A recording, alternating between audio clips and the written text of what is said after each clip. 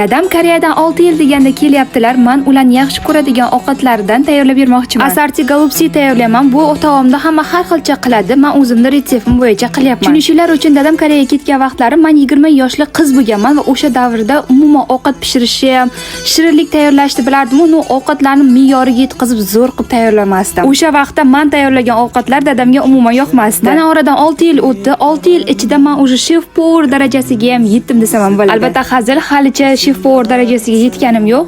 Lekin oldingi 20 yoshli qizdan ko'ra hozir ovqatlarni me'yorida yaxshigina pishira olaman. Go'shtni o'zini alohida 1 soat pishirib oldim. Endi hozir yana dimlaymiz 1 soatga past olovda. Mana ovqatim ham pishib chiqdi. Suzishda turmush o'rtog'im yordam berdilar. Bittalab suzib o'tirsang, o'z ovqat sovib qoladi deb dehqonchasiga suzib bordilar. Ovqatim qanaqa chiqibdi? Kommentariyaga birdan 10 baho berib ketinglar. Shuncha qilgan mehnatimga siz hech bo'lmaganda bitta like bilan podpiskani bosib keting. Boshlang yeb ko'ring chiqin. Bismillah. Qanday bo'pti? Zo'rmi?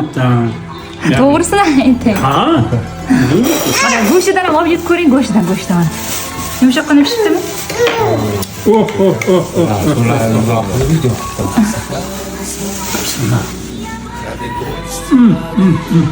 Yaxshi pishibdimi? Lekin ancha pishirdim. Pishmagan bo'lsa endi go'sht ayab indamas.